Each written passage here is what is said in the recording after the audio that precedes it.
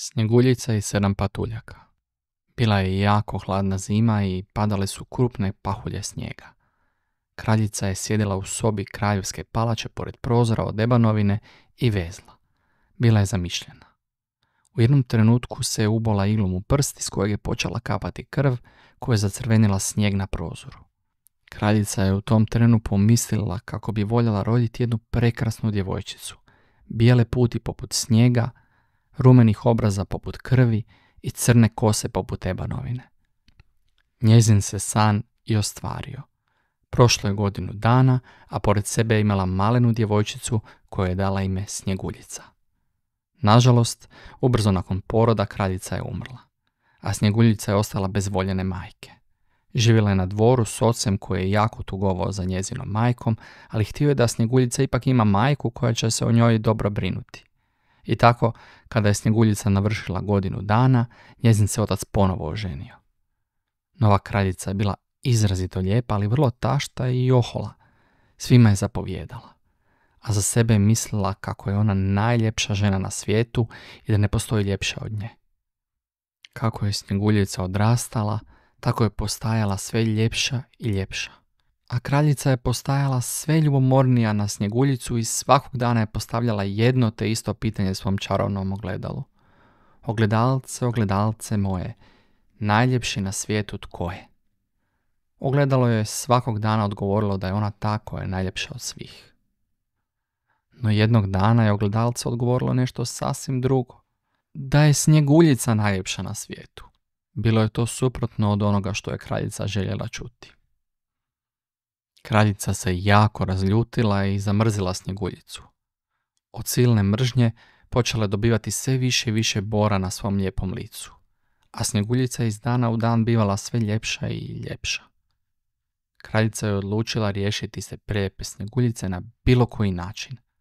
S lovcem je dogovorila plan i naredila mu da odvede Snjeguljicu što dalje i ubije ju. Tako su lovac i Snjeguljica krenuli prema gustoj šumi.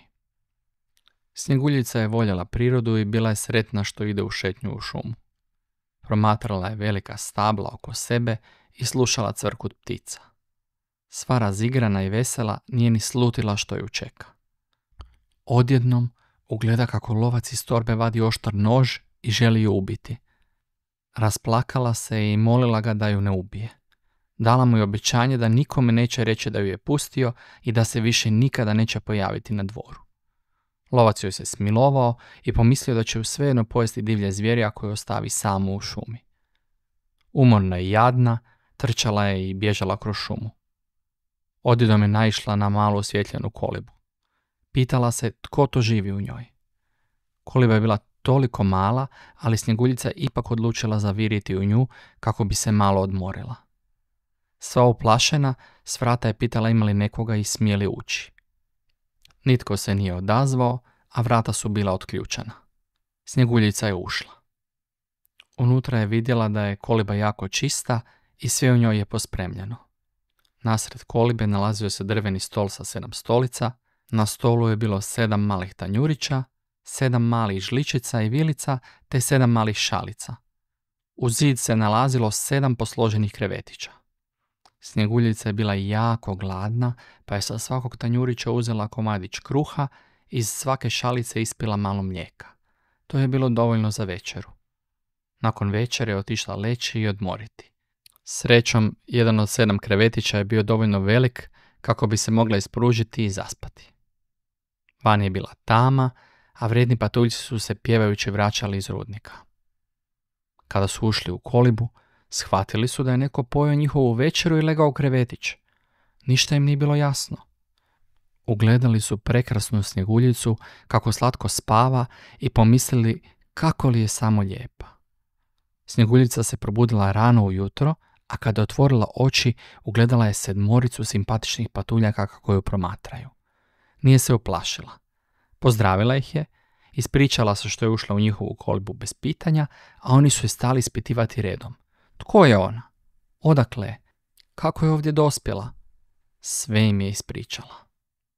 Kada su shvatili što joj se dogodilo, ponudili su joj da ostane živjeti s njima, a ona će im svaki dan čistiti i urediti kolibu te im skuhati slasne obroke. Patuljci su svaki dan odlazili raditi u rudnik, a Snjeguljica bi ih dočekivala sva vesela i sretna uz obilnu večeru. Oni su ju upozorili da nikada ne smije otvarati vrata nepoznatim osobama. Nakon nekog vremena, kraljica je saznala da Snjeguljica živi u šumi, te ju je odlučila posjetiti. Naravno, odlučila se prerušiti u staricu kako ju Snjeguljica ne bi mogla prepoznati.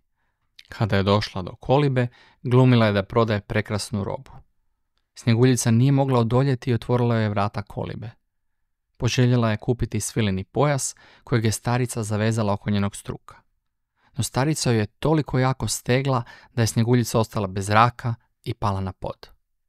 Starica brzo otrči iz kolibe, misleći kako se napokon riješila Snjeguljice. Patuljci su opet pjevajući koračali prema kolibi, a kada su ušli imali su što vidjeti. Snjeguljica je beživotno ležala na podu, a oni su brzo odvezali svileni pojas oko njezina struka. Zamolili su je da više nikada nikome nepoznatom ne otvara vrata kolibe. Kraljica je bila presretna jer je mislila kako Snjeguljica neće više biti najljepša djevojka na svijetu, no prevarila se. Opet je upitala ogledalce tko li je sada najljepši na svijetu. Ogledalce je odgovorilo da je ipak Snjeguljica i dalje najljepša. Kraljica je popjesnjela i odlučila napraviti otrovni češalj. Ponovo je otišla do kolibice i glumila staricu koja prodaje prekrasne stvari. Snjeguljica joj se ponovo smilovala i pustila ju u kolibu. Starica je inzistirala da ju počešlja, a Snjeguljica joj dopustila. Ali čim ju je kraljica počešljala, Snjeguljica je pala na pod. Kraljica je pobjegla na dvor, uvjerena kako se ovoga puta uspjela riješiti Snjeguljice. Patuljci su se vratili odmah nakon što je kraljica otišla i ponovo vidjeli prizor koji im se nije svidio. Izvadili su otrovni češalj iz Snjeguljičine kose, a ona istog trena došla k sebi. Udahnula je i zarumenila se. Bili su tužni što je Snjeguljica opet bila prevarena i posljednji put su ju upozorili da nikome ne otvara vrata kolibe. A u dvorcu kraljica nije imala mira i opet je upitala svoje čarobno ogledalce. Ogledalce, ogledalce moje, najljepši na svijetu tko je? Ogledalo joj odgovori. Iako si ti jako lijepa, Snjeguljica je ipak najljepša. I tako kraljica i po treći put odlazi u posjet Snjeguljici. Ovaj put odluči sa sobom uzeti otrovne jabuke kako bi ih ponudila Snjeguljici. Nakon što je stigla do kolibe, iznenadila Snjeguljicu, odmah joj je ponudila otrovnu jabuku i nagovorila da ju pojede. Snjeguljica se tome protivila i nije željela uzeti jabuku. Lukava kraljica se ponudila da će i ona pojesti komadić jabuke i tako dokazati da jabuka nije otrovna. Zagrize neotrovnu polovicu i da Snjeguljici drugu polovicu jagode.